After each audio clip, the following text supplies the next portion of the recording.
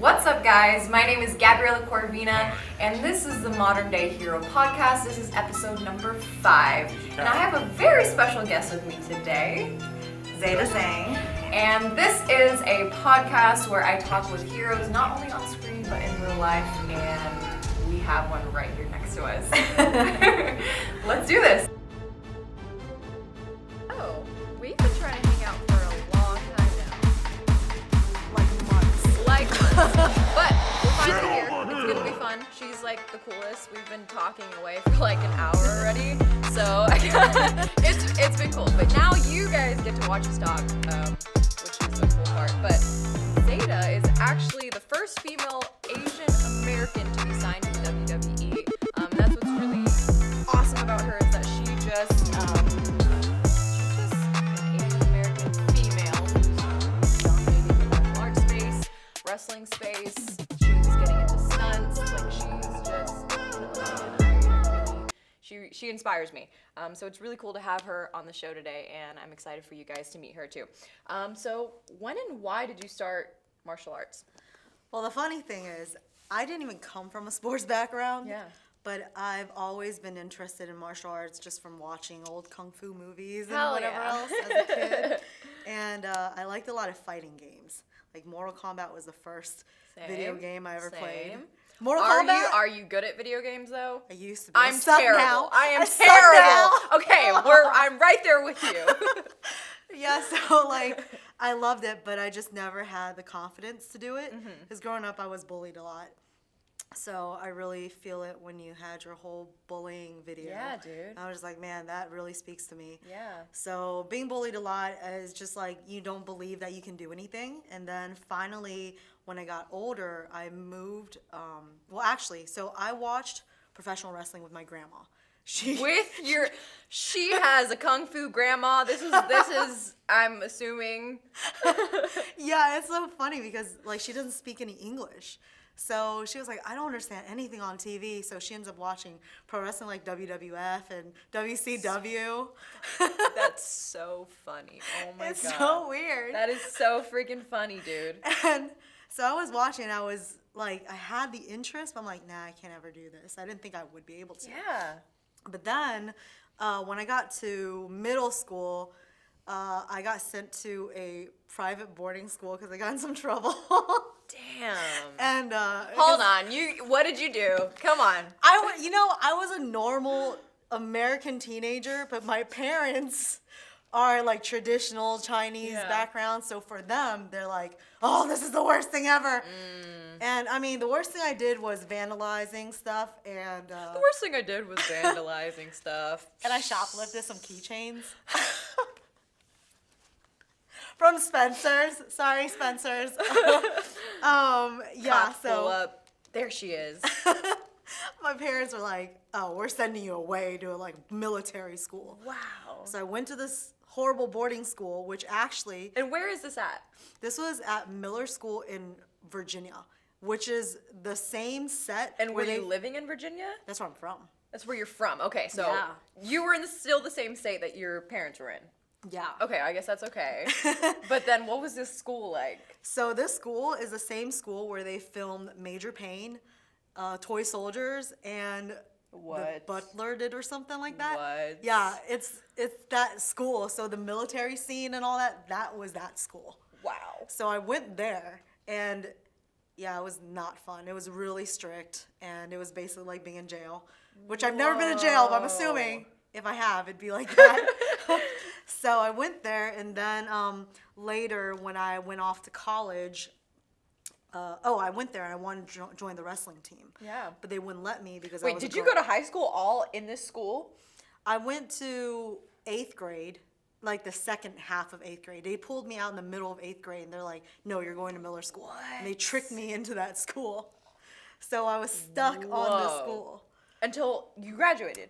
No, so what I did was me and my parents didn't get along at the time, and I hated them at that time. So I mean, military school, no, pretty much, right? Yeah. Strict like that, yeah. It was, wow. And they hated me because right before I got sent over there, my parents hired private investigators on me for a month. Yeah, for a month, and they found out that I was shoplifting and like being kind of bad.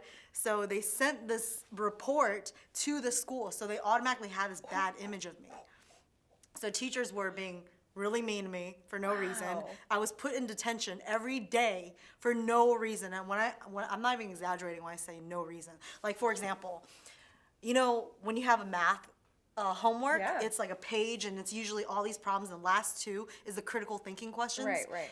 So I did the whole homework. And the last two, I tried to do it. And you can even tell by all the erase marks.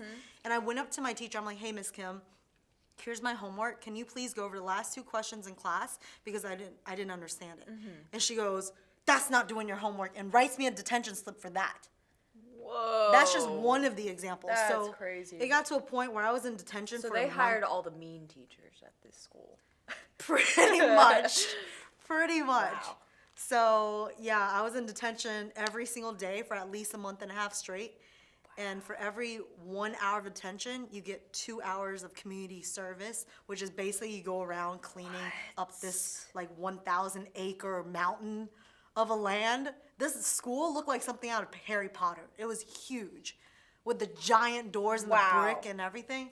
Yeah, that was the school I went to. So I was there and I was like, you know what? I want to join the wrestling team, but they wouldn't let me because they told me I was a girl. So that pissed me off. Wow. Yeah, I was like, That's okay. so lame. Yeah, it was lame. So they didn't have any girl wrestling back then at all? Nope. Just no team? They would not let me join. Wow. So I was like, you know what? By the time I get to high school, I was too busy trying to prep for college. So I didn't have time to go try out for wrestling. And then when I got to college, you can't just jump on the wrestling team when you're in college. Right. You have to be recruited. So I went and at the time, the boyfriend I was dating, he really enjoyed watching UFC. And he liked the jiu-jitsu, like ground portion of it.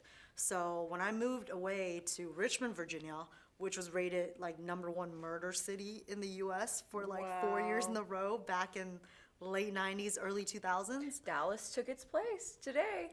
Really? Yeah. Oh, no. Freaking Dallas. Yeah, it's like, I think the highest murder rate this year.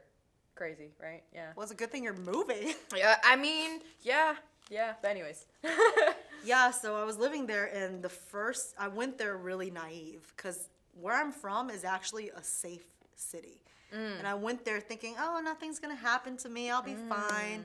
And the first Halloween there, it was scary because I was supposed to go to this Halloween party. Yeah. And I'm on the phone. This is before GPS units. Yeah.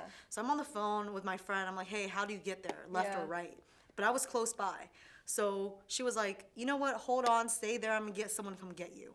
So about 5 minutes later, this guy pulls up in his car and he waves his hand out the sunroof window for me to follow him. And I was like, hey, did I just talk to you on the phone? I didn't say anything about a party. And he was like, oh, yeah, the party's over here. Follow me. So he drives up, and I pull up behind him. Then I realize there's another car behind me with 4 dudes in the back. They lead me down some dark alley, this long, dark alley, and I'm just trapped in between the two cars. And my dumbass, am I allowed to cuss? My dumbass. So my dumbass like had the door opened and my window rolled down, and he's standing 3 feet away from me. And I'm here on the phone with my friend in the back, and it's all dark. And I'm like, I think I'm here. Like, where are you? I'm here, like, flashing my lights and stuff. And then she was like, I don't see you. And I asked the dude, I was like, is this where the party's at? And he goes, yeah. And then I'm talking to her, and then after a while, I still don't see her, and she doesn't see me. I start getting this weird feeling. And I looked at the rearview mirror, and it was so scary because all the lights were turned off. They shut their car lights off, and the 4 dudes in the back were just slouched in the seat like this, just watching and waiting. It was like they were waiting for that dude to do something first before they jumped out and did something. So this guy, like, I remember thinking to myself, I had a sick feeling in my stomach, like, oh God, something's wrong. I don't know how to get out of this situation. And I was never prepared for this because I was so naive. I didn't think anything would happen to me.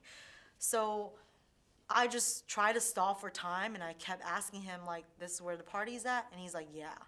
And then when I said it for the 3rd time, is this where the party's at? My friend heard me on the phone, and she goes, who's that? As soon as she said, "Who's that?" like, I lost my cool. And I was like, what the F? Is this not the person you told me that was gonna come get me? And then he's standing right there, so he obviously heard everything. Then he started getting aggressive, got up in my face, like all up on my window. He goes, what? You don't believe me? You don't believe me? If you don't believe me, go back where you came from. And I was so damn lucky because, so this narrow alleyway, it was only wide enough for one car. Like, I was trapped, and it was such a long, dark alleyway, trapped between two cars. But I was so lucky, it just so happened to be like this alleyway where I was, the building was a little bit shorter than the other two buildings, so it kind of went like this.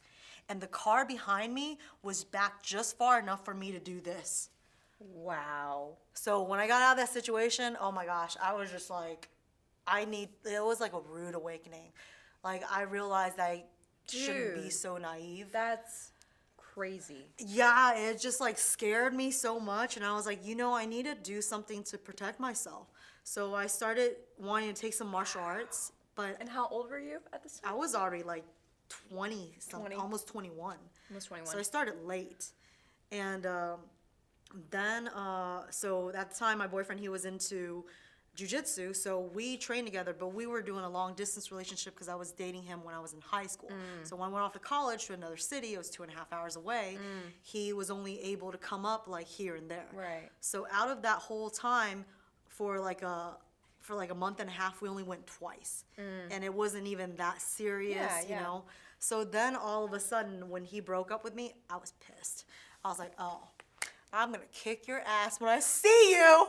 So I'm gonna go train so hard so I can kick your ass. And so I went to that freaking training like so much, and then got the attentions of my like instructors, and they're like, oh, this girl's in here all the time training. So they ended up like taking me under their wing and helping train me, and then convinced me to do my first tournament.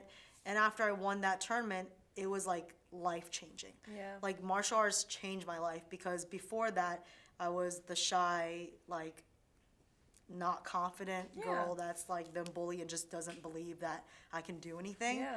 But because of that, going from like no sports background to such an extreme sport, it made me realize you could do anything that you want if you put your mind to it. Absolutely. And what was it like for you, like your journey starting at an older age? Because I started martial arts when I was 5, and a lot of people, because I say that all the time, like you guys know that, if you've been watching me for a while, you've been with me for a while, you guys know that, and I say that pretty much everywhere. But when I say that, a lot of people come to me discouraged because they're like, well, is it too late for me? Should I have started when I was young? What is a good age to start? And I always tell them any age is a good age to start. So this would be a good opportunity, somebody who started at an older age, to encourage you guys, if you're somebody who, whatever age you are right now, if you're interested in learning martial arts, it's about the journey. It's not about how long, what belt. It's about the journey. And what's your take on that? Like, I definitely believe you can start any time, because that was such a late age. Everyone that I've met that was in jiu-jitsu and MMA, they all started so long ago. Yeah. And and the thing is, I don't even have a sports background. At least if someone played soccer or something, their body is used to moving transitioning certain ways. And it's like, when I'm at that point, not coming from any sports background and having an art background where you're literally just sitting there all day drawing, it wasn't easy to transition. But the thing is, I wanted it so bad that I was willing to be there all day, every day, and train like 8 hours a day at least, and up to be there. And then it got to a point where it became muscle memory. Yeah. So you just gotta get past that. It's a matter of how bad you want it. Absolutely. And like, it's not about whether or not, I didn't think I would end up fighting MMA. It happened by accident. Yeah. But the thing is, even if I didn't fight MMA, I benefited so much out of my life just from martial arts. Yeah. I wouldn't be who I am today without it, and I would still be not confident and wouldn't be able to do everything. Yeah, absolutely. And you were an MMA fighter. Yeah, so When that did happened that purely start? by accident. So I only wanted to do jujitsu because my idea, like honestly, to be honest, I hated MMA at first. Really? I saw it as like, I saw it as a bunch of douchebags just trying to be like meatheads, like, oh yeah, I beat people up for money, Yeah. And my idea of martial arts is defending yourself, not hurting other people unless you absolutely have to. But I see it more as protection, not as I'm gonna go beat someone up just because I'm being a bully. You know, so I didn't like MMA because of the bad people that were in it. But one of the guys that ended up coaching me for jiu-jitsu, he was an MMA fighter also. So he was really artistic and philosophical and just like what I categorize as a true martial artist. Like with great philosophy and just really teaching you great stuff. Yeah. So I was like, wow, this is a real martial artist. It's not just some douche that's trying to be cool and be like, I fight MMA. So I followed him to his gym. And when I went to his gym that he was teaching at, it was an MMA gym. So I was already paying for the fee of being there. I'm like, I might as well train and everything else just for exercise and weight loss. But really, I only cared about the jiu-jitsu. So I went there, and then my coach, my MMA coach, because there's like a bunch of different coaches for each discipline. And the MMA coach that was there was also the owner of the gym. So every day he would come up to me and be like, you should fight, you should fight. And I was like, no, I'm just here. I don't want to compete. I'm just here for jiu-jitsu, just for self-defense and whatever. And he kept being on me saying I need to fight. And then one day I just got really annoyed. And I was just like, you know what, I'm just tell him I'll think about it just to get him off my back. So I told him, sure, I'll think about it. Then the day after, he goes, hey, so there's a fight coming up in 3 weeks. Mind you, 3 weeks is no time to prepare for a fight, especially your first fight. And there was no one in my weight class at the time, so I had to go up a weight class. So he's like, yeah, there's a fight in 3 weeks. Just, you know, no pressure. Just train really hard for 2 weeks. If you're not feeling up to it, you can back out anytime. I was like, okay. So he already signed you up. Yes! For this fight. Dude, I was like, I got a girl. I got a girl for it. I was like, are you serious? Like a week and a half into training, I'm just like, oh, hell no.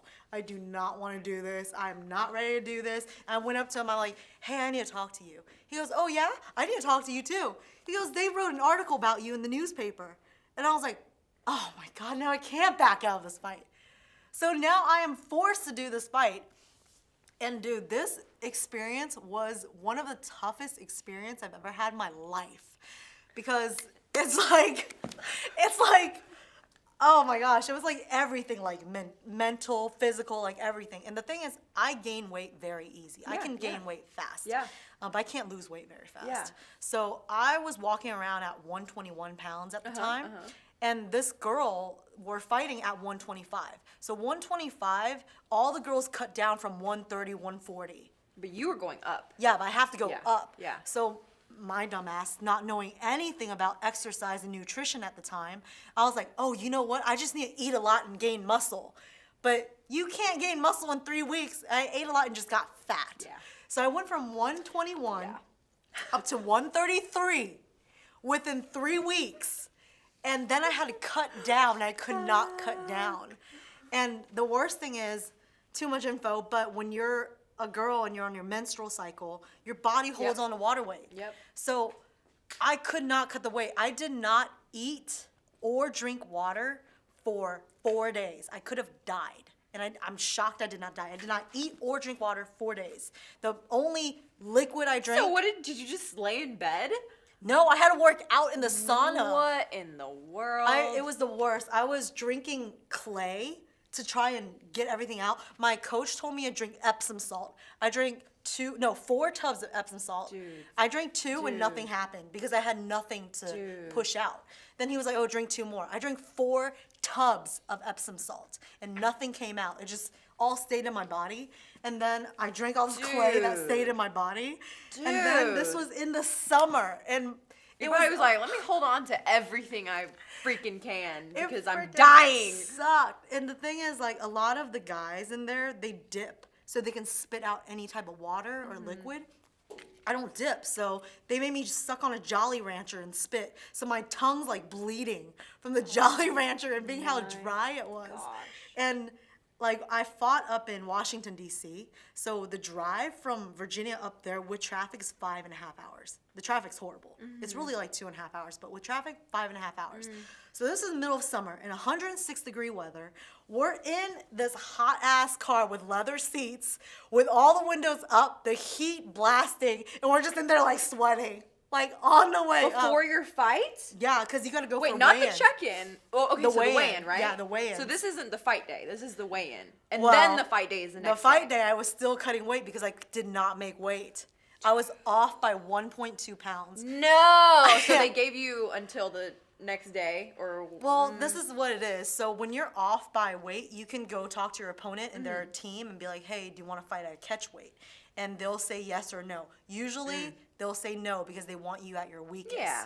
So they force you. They'll be like, nah, you got to cut the weight. Yeah. So I went up to her and I was like, hey, so as a girl, when you're holding on body water weight because your period, Yeah. is it cool we fight at catch weight? And they're like, nope, you got to cut the weight. So I slept in a sauna suit. I was in a sauna suit with 2 hoodies, 2 towels, 2 sweatpants, 2 socks, doing burpees, mountain climbers, like in there for hours, all day, and jump roping, sweating in that. And I slept in the sauna suit.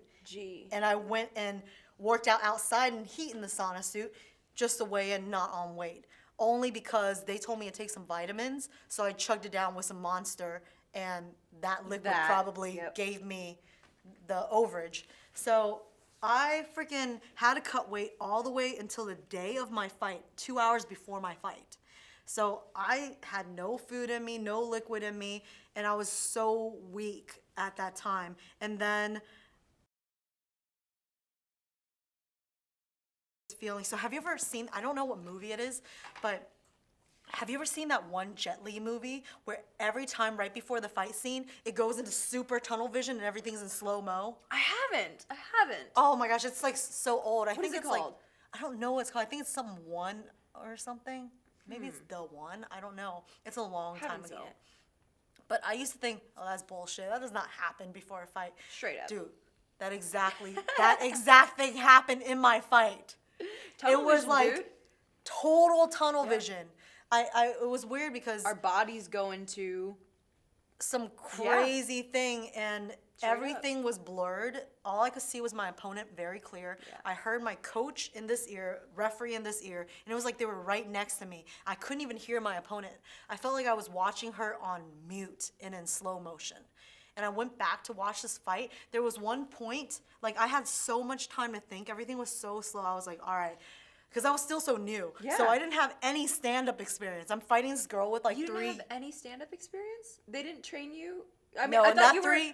in that 3 weeks, I learned jab, cross. No, elbow, knee. you're I lying. know. Yeah. I didn't even have Dude, wrestling you're a experience. badass. You're crazy for doing that.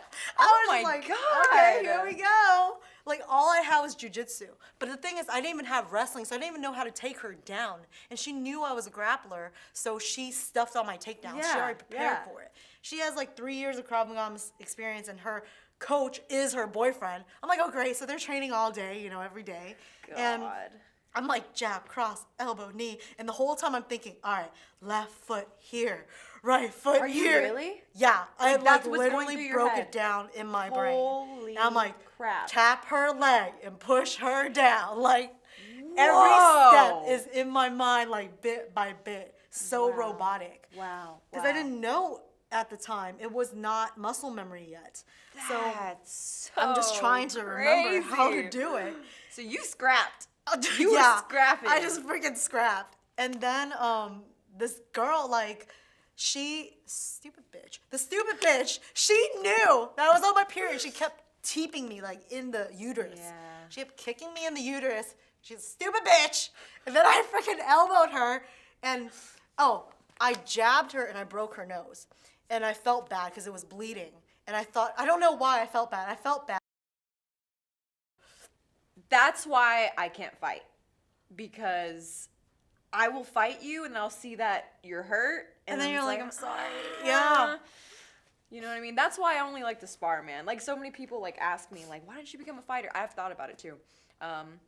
One of my goals, I don't know if I'm gonna ever do it, but it's kind of on my bucket list. Like, I wanna do a fight one day. Just cause. I think it'd be good to get, like, I mean, just fighter. cause Yeah. it's one of those things, like you said, I mean, it's a, people don't, a lot of people are like, oh, like, you can just go in fighting. No.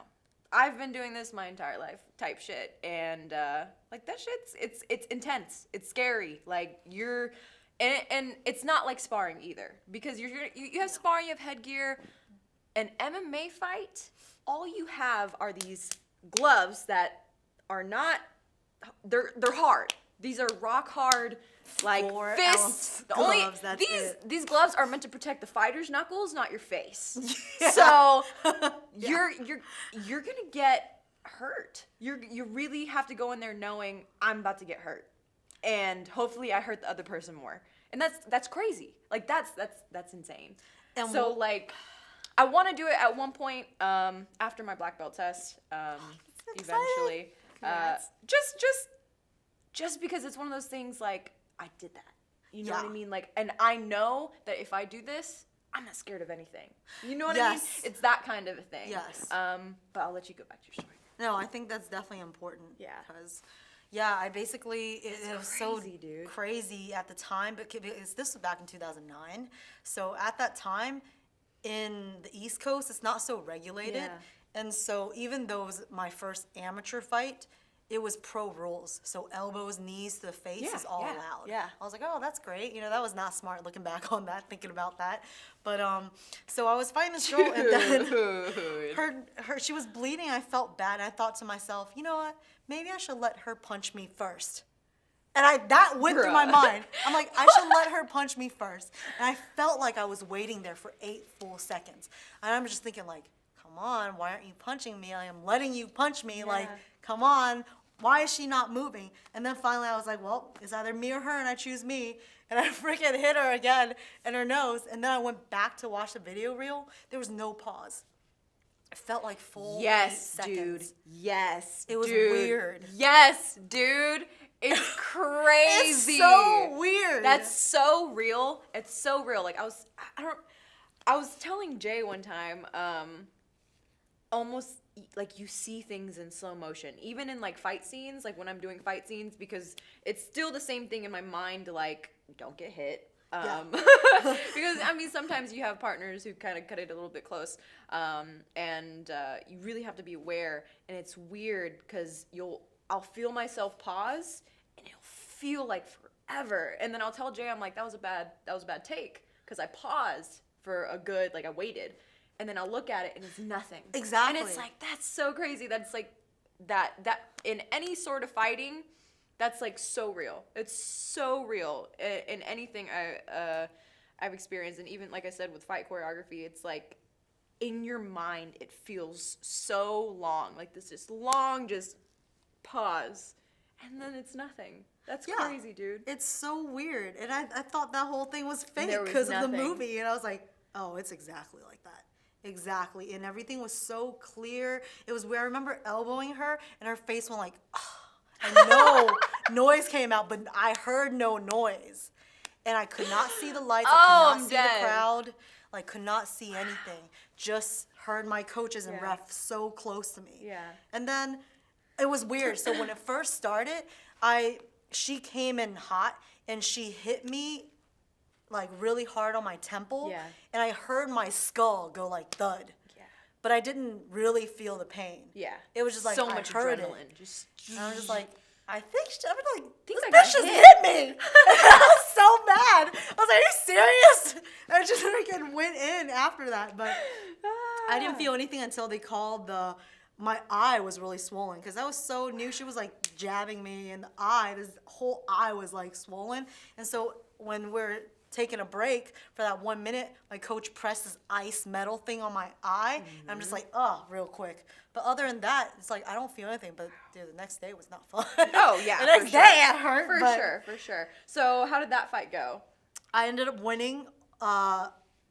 Hell yeah. unanimous decision. Hell yeah. So I stood up with her the Nice. whole time because for some reason I could not get my jujitsu down. I couldn't even take her down. Yeah. So I ended up having to stand with her, and I won unanimous decision. Hell yeah, dude. 27 So y'all to went 30. the whole way. 3 rounds, 5 rounds. 3 rounds.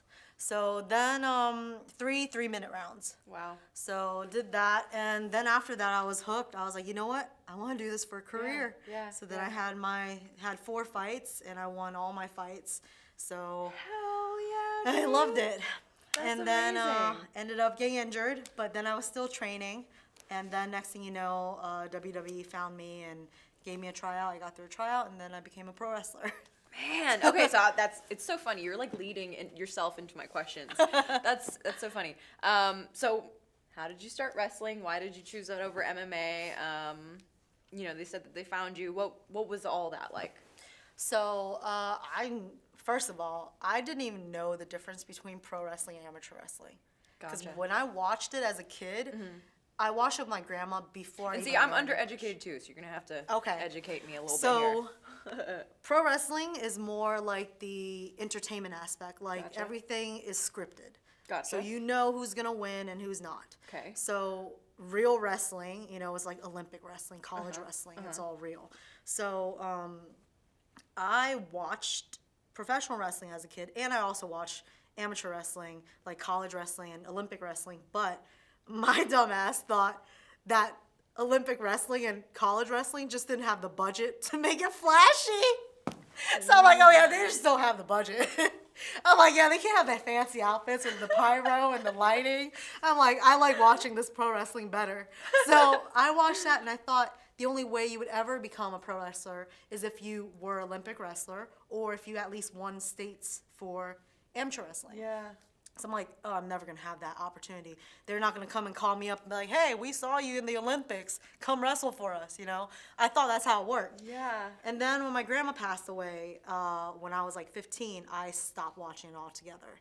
I think like everyone, I'm 32, so like around that time, I feel like everyone around like 11, 12 years old, wrestling just kind of fell off. They just stopped watching it, or they don't watch it because they think it's not cool. So I didn't watch it. A lot of it is because of that. Yeah, Because I didn't want to be bullied anymore. Yeah, yeah. So I stopped watching it, and in my mind, it's what you remember as a kid. So that was stuck to me, and then I went into MMA and didn't think about wrestling anymore, pro wrestling. So in my mind, I thought it was exactly how I remembered it, and I thought it was all real. Right. And then next thing you know, I didn't know that it was different until literally 2 months before my tryout. Whoa. And this was September 2016. What? So I did not even know the smokes, difference dude. because when I was training for it, I was training like I would for MMA fight. So I was training actual wrestling, but just not doing the stand-up sparring and stuff like that because I'm like, you don't do that in wrestling. Yeah. So I went to a strength and conditioning gym out here, and my coach there was like, oh, you got a fight coming up? I was like, actually, no, I have a tryout coming up. He goes, what tryout? I said, WWE. He goes, oh, you know there's a gym down the street for pro wrestling, right? I was like, what? They have gyms for that? I didn't know I they had- had for that either. Yeah, I did not know because I thought you had to be a wrestler to get Wow, signed. wow, So wow. I went to visit this gym, which ended up being this famous gym called Santino Brothers, where this famous wrestlers in WWE. I know Santino Brothers. Yeah. Okay. Yeah, I know the name. Okay, yeah. Brian Kendrick, this well-known wrestler in WWE, teaches there. So I ended up going to that gym, and Wow. actually Ronda Rousey went to that gym after Wow. me. So, her whole, her Team team, and whatever, all went that. over there. But I went out there and trained and stuff, and then went to my tryout. But how I even got connected with this tryout was back in 2008, 2009, like very beginning of my MMA career. Just from being around the scene, I got offered to go out to Albuquerque, New Mexico. Wow. To do a little training with Greg Jackson's MMA. Wow. So I went out there and I ended up meeting this girl who writes for Fight Magazine. And she interviewed this fighter on ONE FC, which is like the biggest MMA company other than UFC. So their whole market is Asia. So this dude. Talking about one fight championships or something like one that. FC. Yep, that's the one. So that guy, he was interviewed with her, and then next thing you know, he added me on Facebook because we got mutual friends. Yeah. This guy never said anything to me for like 4 years. And out of nowhere, when I had moved out here to California, and I was training at Black House MMA, that's where Anderson Silva and all of them train. So I trained out of there, and then he saw it and hit me up, was like, hey, I think you'd be great for WWE. I've been watching your training and blah, blah, blah. And I was like, he's like, you want to try out? I was like, okay, yeah. And then I freaking went to go try out. Crazy that we just never know, like, who's gonna be that help, or who's gonna message us, who's gonna see us and be like, let's get her. Like, just putting things out into the world like you were doing. You're training, you're meeting people, you're putting in the work, and then, you know, there's that's how it opportunity. happens. That's crazy. That's why I'm like, you know, I definitely believe if you just do the work, eventually you're going to meet the right people. Absolutely. So that happened out of nowhere. I was like, oh, I didn't even think this was possible. So this is how you get in. So he hit you up, and then because he was friends with the old recruiter. That guy's not there anymore, but he basically asked if I want to try out. They flew me out to Orlando, Florida. I did the tryout, and then I passed. Wow. And then they gave me a contract that I went out there. That's crazy. It's crazy. It's been life-changing ever since. How excited were you? Oh my gosh, it felt like a dream come true. I'm like, finally, all the stuff I've been doing like paid off. So definitely excited. Like now my full-time job is pro wrestling. Yeah. Like I don't have to work like this crazy 9 to 5 or random odd jobs just to make it, just to pay for training. Yeah. It's like now I get to just do what I enjoy. That's right. And get paid for it. That's amazing, dude. And then, like, first starting, what was that like for you? Like, what were, I guess, the steps that you had to take to get into your first show? And then, of course, they have training provided for you guys. How does that all work? So it's basically every day we train from like Monday through Friday. And then Thursday through Saturday, we have show days. So we go there, have like 3-hour ring training, and then an hour and a half of lifting and like strength and conditioning training. And then we also have acting classes. Wow. Yeah, so there's like a big part of it is acting. So we have acting classes like 2 times a week, and then whenever they feel like we're ready, they just randomly throw us on.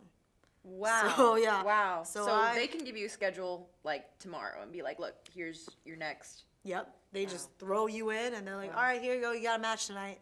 I'm just like, oh my gosh. Okay. Okay. But I got lucky because my first match ended up being with this girl that trained with me in amateur wrestling. Nice. She did MMA, and she came to my gym to train wrestling with me and my coach. Because my coach is like, he's like an Olympic wrestler or whatever. So he basically was teaching us, and I was like, oh great, I finally get a girl to train with because there was no girls.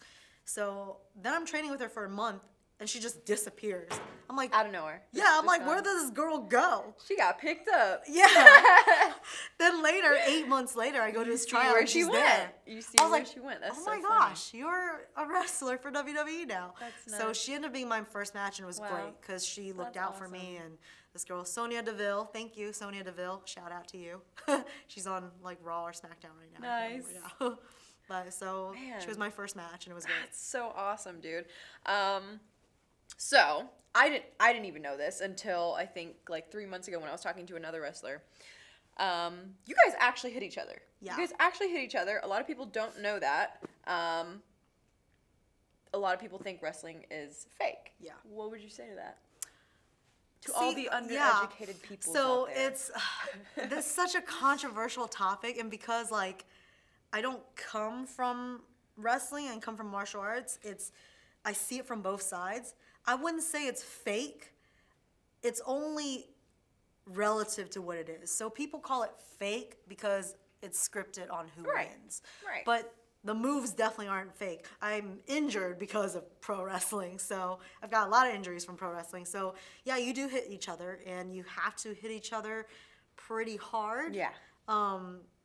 but they are in safer areas, not some place where you're gonna be like crippled. Right, and you guys choreograph beforehand? Yeah, you choreograph beforehand, but a lot of it is improv. Improv as you guys go, and a lot of times we're in the ring, and you'd be lucky if you meet someone for the first time and even have an hour to go over anything. So you don't even get to choreograph. Gotcha. So you're going in there and you're talking. Dude, that's crazy. Yeah, you have to be like a ventriloquist and talk without the crowd seeing us talking. So I'm like, hit me right now. Like, push me to the corner. Get out the way. Like, yeah. And you're like, I can't even see your mouth moving. Like, yeah. That's so crazy. It's like, it's crazy. That's so cool. And if you, it's insane because you're here like talking, but you can't show that you're talking. Man. So you have to act like you're fighting each other. But I just see it as a different style of martial arts. Yeah, for sure. Because people can say kung fu's fake or whatever's fake. They can say whatever is fake, but it's only relative to what you're using it in. That's right. So that's right. MMA works for street fighting or whatever else. Other ones work for other fighting, but all of them is a martial arts, and you benefit from all of it. Absolutely, absolutely. And so I didn't know this, but Zeda ZHANG is not her real name. Tell me how you came upon this stage name. It is the stupidest, most basic reason.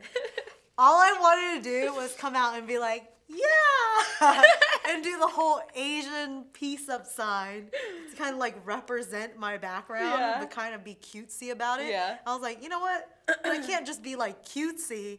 I need to like make like a gang sign or something, like represent, you know? So it needs to be a Z or M or W. So I picked all my names when WWE was like, pitch us 5 names. And so I'm like, all right, it has to be start with a Z, a M, or a W. Yeah. So Zeda was one of it. Yeah. And I put Zeda ZHANG, and then it turns out that Zeda ended up being a name that Nia Jax, she picked that name also when she pitched her name, but she ended up going with Nia Jax. So they ended up giving me Zeda. So I was like, oh, cool. That's how I got Zeda. And then I added a ZHANG because I'm not with WWE anymore. Now I'm signed to a new company called Major League Wrestling. And I got to change it for copyright issues, so now I'm Zeda ZHANG. Gotcha. And plus, now I could be like, crazy. Zeda ZHANG brings the bang. I love it, dude. That's so crazy. So, what were some of the challenges you faced?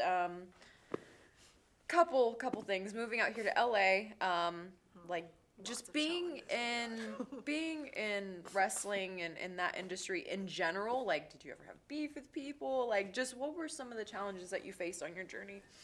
Well, coming out to LA was very tough. It's I feel like I've lived about 6-7 different lifetimes. Yeah. Because I never thought I'd be here. My life was so different before. Just never thought I'd be here. Didn't even think it was possible. So moving out here, one of the reasons why I moved out here is, I wanted to come out here because of the entertainment industry, but I didn't have the confidence to do so. I didn't have that confidence, and I was too scared because It's so crazy to hear you say that because you're just this fun, just so easy to talk to person, and I feel like you just, breathe out confidence, but that's crazy. Yeah, it took like a long time to get to that. Like I grew up with social anxiety, so I had really bad anxiety, and I knew it was a problem, and so I tried to fix it from age 12 all the way up to 22, like actively fixing it. And then now I feel like I'm at a point where I can cope with it because I don't think it's something that you ever cure. Like social anxiety, you just kind of have it. But and some days I still get like that. But it's gotten to a point where I'm able to cope with it, where I can come off like I'm outgoing, but really the real me, I'd rather be a hermit crab. I'm just like Hold on, I gotta show you guys the face expression she was literally like smiling and she goes, I'd rather be a hermit crab. So serious. That's so funny. No, it's so funny because I used to be shy. I used to be nobody hated high school more than me. Like nobody. Like I was dying. Like I hated high school with a passion, and probably people didn't really know, but no, like I hated high school. I had the worst acne in bullying? like or Why did you hate it so much? Yeah, so I hated high school, one, because my soul was dying. I basically understood from like 7th grade. One day, and it was just crazy, and I say this all the time, but like I was sitting in my math class, and I was sitting and I was listening to the teacher, and I start zoning out, and I start just thinking, and then it hits me. I start looking around, and I'm like, I'm wasting my life here. And it hit me like that. Like, I'm actually, like, what am I doing here? I'm trapped. I'm wasting my life. Like, because stuff just hit you and suddenly I know, it's it's these revelations. It happens, man. So it hit me like that, and I'm looking around at these kids, and I'm like, wow, I'm trapped in this room full of hooligans. And I'm never going to use this information, and I haven't yet, you know. I just knew what I wanted to do in 7th grade. Like, I was like, I'm gonna be an actress. This is what I'm gonna be in the entertainment industry in some way, someday. And I just knew, I don't need to be here. And so, graduate early at 16 because That's badass. Yeah, it's one of the most things. Like, I pat myself on the back for that. I really do, because not quitting, but just like I have to finish and get out of here. You know what I mean? And getting a head start on things really jump-started me, I feel like. But yeah, I hated high school. The people were, and you know, high school kids are terrible. But yeah, it's just, you meet people, and there's certain people you avoid because, you know, they're just mean. They're just mean people. Like, I had terrible acne, and like people would come up to me and be like, you know, you have pimples on your face, right? And I'd be like, yeah, thanks. Yeah, I know that. Yeah, just stuff like that. Like, I had really big arms because boxing, MMA, and stuff. And this one girl would call me Gabby the Man, and people would catch on to it. So people would be like, Gabby the Man and shit. And yeah, it's just little stuff, and people don't realize at the time. And you know, I can understand, because they think it's funny. It's funny, and in their mind it's funny. But people don't understand how that affects people. Their words can really, really affect people, especially during high school times. When you're growing and you don't know who you are quite yet. You haven't walked into your confidence. So going back into that, yeah, I hated high school, man, and I was this shy and reserved girl, and it's even weird for me to look back and say that, because I'm so not that. And yeah, you become who you want to be. And hearing you say, like, I had to become this, and I had to work through these different things to become who I am, and that's so true. Like, I was shy, and I said, I don't want to be shy anymore. So I just started. I would literally ask, like, my 2 best friends in high school, be like, give me a challenge. And so they'd be like, okay, go run up to that man over there and say XYZ. So then I'd do it. Just to do it. Just go. And they'd give me these weird challenges, like say something outrageous out loud in a crowd, and just different things, and I'd do it. I've been in acting class since I was 11, so that helped a lot in my confidence and being able to talk to people, look people in the eye, meet new people, et cetera, et cetera. Yeah, man, you do. So if you're a young person, man, like, think about who you want to be. Like, think about who you want to be, and like really actively try to get there, because, you know, it's cool that you brought that up. Because I feel the same way. I feel like, you know, you are these different people, and you can decide, though. You can decide and put forth into the world, like, what do you want to be? What do you want to put out? What do you want your voice to be? And become it. So I definitely agree. Believe that, and I definitely see what you say about how you hated your life in high school, because I was the same way. I hated my life from a young age, at least when I was 4. Yeah. And I used to keep a diary, like, religiously. Me too. Really? Yes, dude. No way. I was a weird, like, oh my god, dude. I still have my diaries, by the way. Same here. I read some of them from when I was like 12, and I was like, oh god, the cringe. But no, anyways. Yeah, I wrote, like, religiously every single day from like 4 up to 17. Don't ever lose those diaries. Oh, there's somewhere. I need to look for it. But when I moved out here, I found a journal entry from when I was like 6, I think. Yeah. I was either 4 or 6, I don't remember, but I remember writing, I hate my life. Wow. I wish I had someone else's life, and I wish I had blonde hair and blue eyes. Dude, you know what's the craziest part that you just said that? I used to think I was white when I was little for the longest, and I used to go to school because I mean that's what you see on TV at a young age. You just see pretty white girls, And they're always the popular ones. They're always the popular ones, That's the why I pretty wanted, ones. yeah. One of my brothers had this white girlfriend too, and I just wanted to be like her. I remember really like 6 or something, and I remember in like first grade, whatever age you are in first grade, like everybody's asking you, because that's one of those questions that I guess when you're little, what race are you? What race are you? What, you know, people ask that when you're little because I don't know. And so I tell my friends, I'm white. I'm white. And I so wanted to be that I said that for a long time. And it was so funny. My brothers one time were like, you know you're not white, right? And I actually haven't told this story. It's so weird that you remind me of that. But they're like, you're not white. You're Mexican, Filipino. And I was like, no, I'm white. And I remember crying, dude, because I wanted to be white. Isn't that crazy? That's some crazy I see shit. So many documentaries That's some on that. crazy Yeah, shit that I totally forgot about. Wow. Anyways, but yeah, back to yours.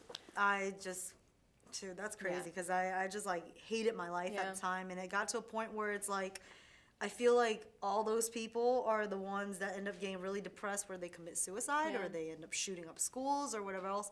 I didn't want to be that. I didn't want my life to be so horrible because I felt like at a young age I could have gone that route very easily. For sure. And so I'm like, I need to change this, and I got fed up with all the opportunities that I've missed out on just based on the fact that I was too scared to do anything. So then I ended up changing that. So then my life changed so much. So when I got to, when I came out to California, it was crazy because, like I said, well, when you said you knew at 7th grade that you want to be an actress, I knew I've always wanted to do art my whole life, anything within art, since I was 2. Yeah.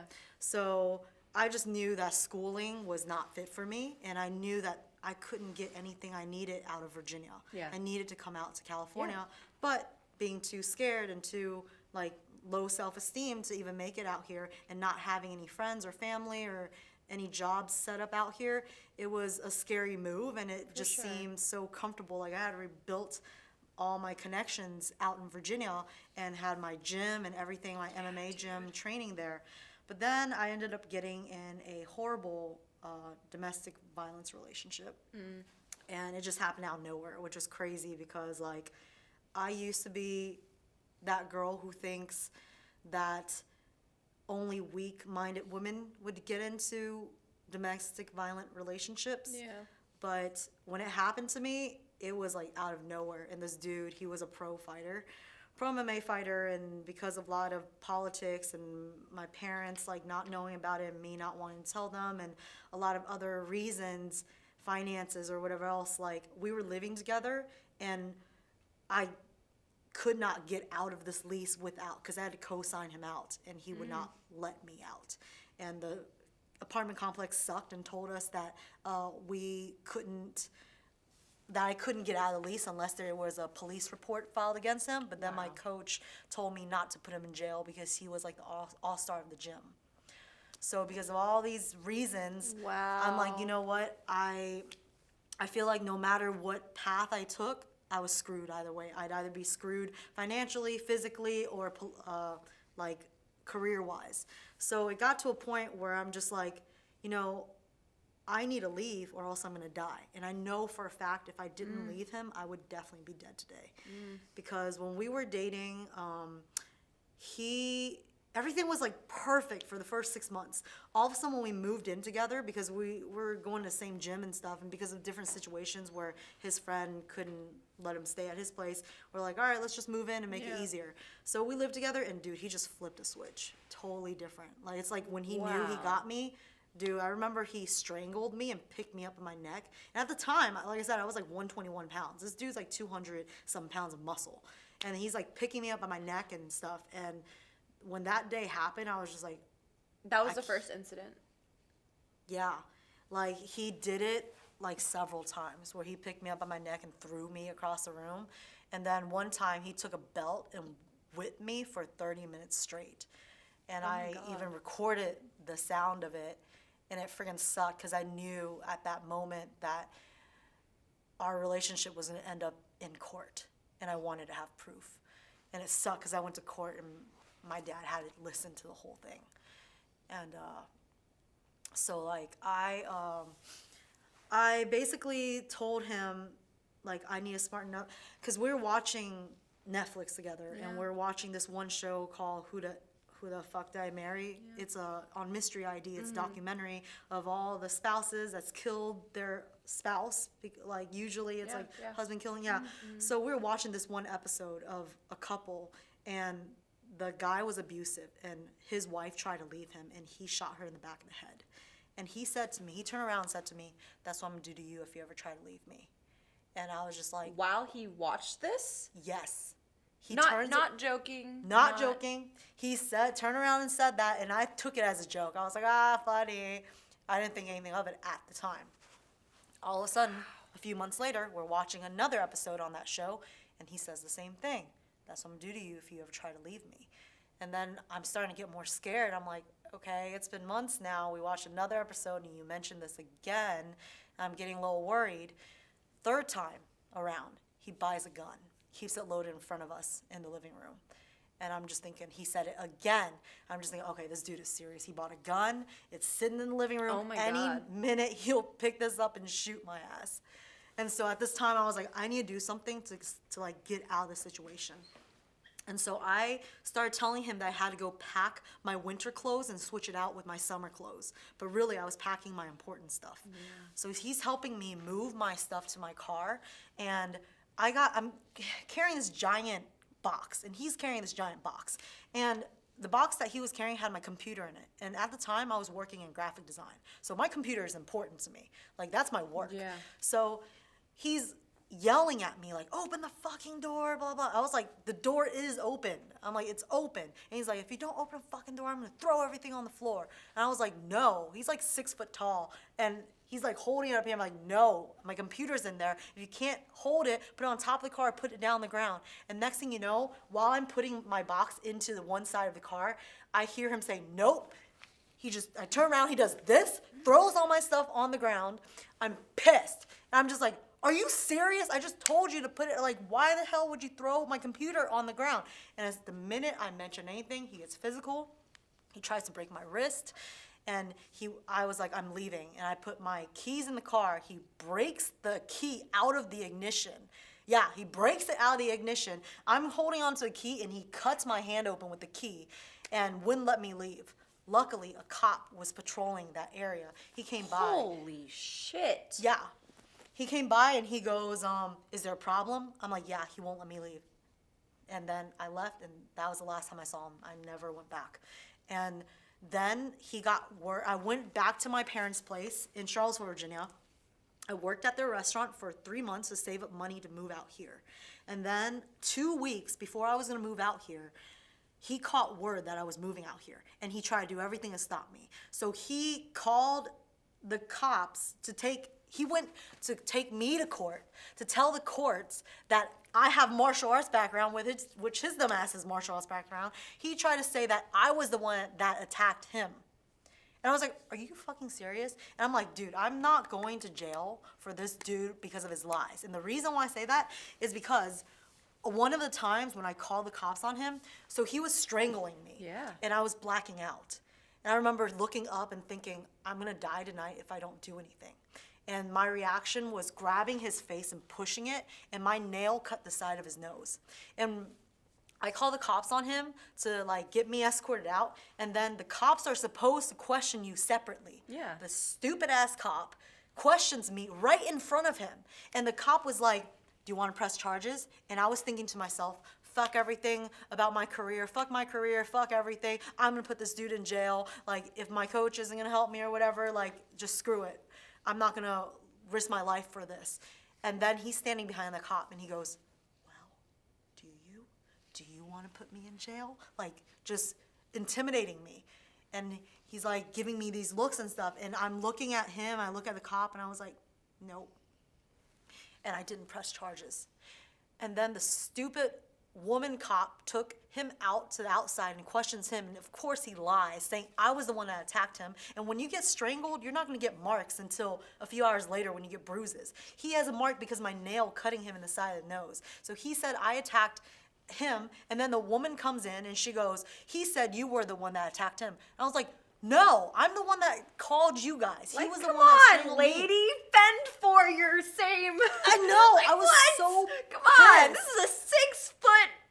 Big professional fighter fighting a small little girl. What can I even physically do to him? And so she's trying to say that I was like, no, are you serious? I'm the one that called you. And she told me, shut up or I'm going to take you to jail. And I was like, are you serious? Like, I can potentially be in jail because of his lies. So I was like, screw this. I spent the money for a lawyer. I spent the money to go buy all the call logs at the police station to prove all the times I called the police on him. And out of the $3,200 that I saved up to move out here, I ended up spending a bunch of it and was only left with $800. So when I moved out here, I was on $800, knew no one out here, don't have a job, and the car I was driving was crap and it broke down on me. And so I ended up being homeless for almost half a year out here. And I lived out of my car and just like try to work random jobs to get enough money to like eat at Taco Bell or McDonald's or just get enough to shower at 24-hour fitness. So it like sucked being out here because it was like almost 6 months of nowhere to live. Crap. And my parents obviously don't know about this. I didn't tell them until after because the thing is, I don't want to ask help from my parents. Yeah, for sure. Especially For since sure. like I come from a traditional Yeah. Chinese background and they wanted me to be a lawyer and doctor and I didn't go For that sure. route. I felt like I was a disappointment for wasting all their money to put me through college and Yeah. I didn't even go that route. Yeah. So I'm like, last thing I want to do is ask them for money. So it just sucked. And then eventually I just worked here and there, got more steady work and then started getting on my feet. Wow. And then started paying for training and doing martial arts. But you know what? I hear a lot of time, and I'm kind of like this. I like putting myself in like difficult situations, like purposely, Yeah. because it forces you to be stronger. to be stronger and to figure it out. Because if Exactly. you don't put yourself in or take that risk to move, to take a chance, quit a job, whatever, like you're never gonna get there. You have to go through that tough period of trying to figure it out, trying to, you know what I mean? And a lot of times it works out because you're forced to figure it out. You're forced. You know what I mean? I definitely believe that. And you know, like you said, not relying on somebody is, I think of it as a strength. I'm like that too. I do my absolute best to not ever borrow money from anybody. Never ask for anything. Never ask for favors. Like, no, it's on me. It's on me. And put that responsibility on me. And like it forces you to, one, be an adult. Like grow up. You know what I mean? Like a lot of you know, young people. I'm still young. My age are relying on their parents because I mean they got it like that. Like that's cool. Like you got it like that. I have 5 brothers who have kids and like nothing you know wrong with that, but like they still get help from my mom and stuff, and like you need the help. Like that's cool. I'm not gonna be that one that asks mom for help. I'm not gonna be that one. I'm gonna be the one helping her. I'm gonna be the one giving money to mom and dad. Like I'm gonna be that one. You know what I mean? That's so like putting yourself in that responsibility role of, no, I'm my own person. I'm responsible for me. And yeah, man, like it forces you to grow up and be an adult and figure things out. I feel like, I mean, I'm glad that happened. I wouldn't change it at all. You know, I feel like society tells you that you need to have a job and have rent and stuff. Every time people talk about having to make rent and blah, blah, blah, I'm like, at the end of the day, not really. As long as you have some type of place to sleep, place to shower, some food to eat, like, you need to go through that, because after going through that, I'm not scared to be homeless again. That's right. If I have to be, I'll make it. You know how to work. scrap. Damn right. You know how to scrap, and you know that you're gonna survive, and it's gonna be okay. I'm gonna get out of this, and I'm gonna make it work for me. You know what I mean? Exactly. So that's so crazy. That's amazing. So out of all the struggle, you found your way, and Yep. and started seeing the Fruits of the fruits labor. of your labor, exactly. And Yeah. what it, if it from- wasn't, sorry. yeah, no, go for it. If it wasn't for MMA, I wouldn't even get to pro wrestling and to have that as my career. Yeah, now. man. And shoot, now that you've done the training, you've been through your ups and downs, and you're seeing the fruits of your labor. You're traveling the world. You're Yeah, it's been you're nice. doing what you love to do. You're still doing martial arts. Like, you're doing everything that you want to do in a way. And of course you have goals. Everybody has goals, but you know Not you're everyone, but yeah. but yes, yeah, right. You're right. And you're doing something really amazing. What is it like to travel the world and do what you love to do? But of course, there's ups and downs. So what is that like? Man, well, it's crazy because I used to not like traveling. What? But yeah, I used to not like it because my parents, they enjoy traveling, but I hated like leaving what I was comfortable with. I hear you.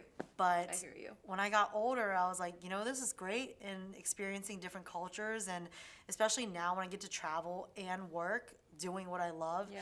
it's been really nice because doing pro wrestling, it has allowed me the platform to help inspire people. Yeah. So it's like traveling. So last year when I went out to Asia, I became the first Asian American wrestler out in Asia. So it's nice because I feel like a lot of girls, especially Asian girls, get stereotyped to have Yeah. to be a certain way, and Yeah. I've never fit in. Yeah. And I feel like I want people to have someone where they're like, hey, if they could go do this thing that is not traditional, then I can do it too. Absolutely. They don't have to sit there and play piano. And, Uh, although uh, I wish I was good at piano, but Same. like, it's just I don't want to be told I need to be doing this thing. Just because. Just because, Yeah. exactly. So it's nice to help and be an inspiration, and it's nice to go see the world, meet different people, and Absolutely. finally meet people, my fans from the other side of the earth. And I'm just like, Absolutely. wow, now there's a face to everything. Yeah. And it's so rewarding it's like, my goal before I die is to leave something important behind that Yeah. people remember me by. Yeah. Because Legacy. yeah, legacy. It's I feel like there's more to living than just, hey, I'm gonna go, have kids and I'm done. Absolutely. Like I want to leave Absolutely. something important behind that's Absolutely. positive. You're a freaking boss ass woman, dude. Like, for So real. are No, you. like I feel like we're besties. I know. No, but for real though. That's so cool to hear you say that because yeah, I feel the same. And it's cool coming from another woman to like represent. You know what I mean? Yeah. Yeah, I think it's like so rewarding when people say like, hey, you've helped me through this or whatever else. Yeah. And I feel like with my crazy background, I used to think, like, why do I have such bad luck? Why is it that Yeah. all this bad stuff happens to me? Because that thing where I almost got gang raped, dude, that's just one of the stories. Yeah. There's so many times Yeah. where I almost got in close situations. And I used to think, like, why is it that I always end up in these situations? Yeah. But I think back to it, it's like, I got to these close situations. I could have been raped. I Yeah. could have been stabbed Yeah. and killed and shot and whatever else, but it didn't. It just got close enough to the point where it scared me so much that I was able to do something about it. Yeah. So if anything, I see that as good luck, Absolutely, and it takes such a strong mindset to look at it that way, and also the fact that you're able to share your story with me and with others it's amazing because, like you said, like you're helping people by doing that, and if you want to look at it in a good way, like because you went through these things, these hard times, like other people can listen and learn and not have to go through that stuff, and you can be a voice that helps people through that stuff, Yeah, I feel like, all this stuff happened for a reason, and I've been lucky to experience all walks of life from one side of the spectrum to the other. Yeah. And like I said, I feel like I've lived 7 lifetimes Yeah. already. Yeah. And it's just like, I feel like a lot of people can relate to all aspects of my life. So it's like the least I can do is try and give back and help Yeah. the ones who need it the most. Definitely. Definitely. That's amazing. Okay, so on your travels and wrestling and all that, what's the craziest injury that you have ever had? And I know you're a bit For injured wrestling? at the Oh, yeah. moment, but the craziest thing that has happened. as far as Honestly, injuries. all of my injuries it never happens during the actual shows or during my competitions, really. All my injuries happen That's from nice. training. Oh my gosh. It's the worst. That's usually, yeah. Yeah, because I'm in training all the time, and back then it's that dumb, like, tough guy mentality where I was overtraining, not resting, Yeah, and yeah. then if you get an injury, it's like, hey, as long as your Work arm isn't through it. falling off. That's right. Yep. Yeah, it's fine. So my first injury, right before my first fight, I had tore this ACL also. This ACL was fully torn. The LCL was probably torn. My knee was falling in and out for a year and a half. But I still fought on it, and my knee popped out during the fight. So during the fight, I went to step for a cross, and then the knee came out and I had to pop it in and keep going. And then my second fight, this shoulder was falling out. I had to keep it packed in. So I was just like fighting like this and couldn't extend. And then after I had to get surgery on it because my dumb ass, I tore all 3 of the labrums. Oh my and the last one was hanging on by that gosh. much.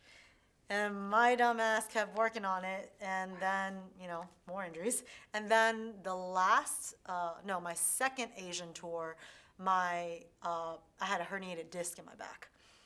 Dude, you've had some major injuries. Those are not. I know they're all those major are injuries. Not, like They're those all are, major ones. Those are major. Yeah. Yeah, the herniated disc, I was bed-stricken for 3 weeks. Could not even lay or stand or do anything.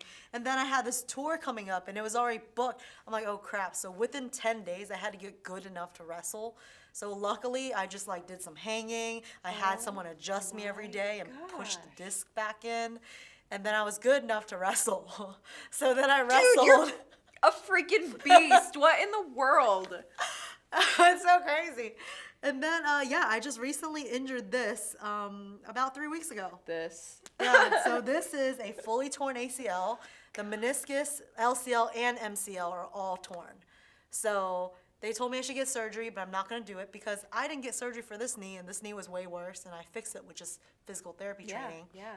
And actually, apparently they told me I'm the first person they ever signed to WWE with no ACL.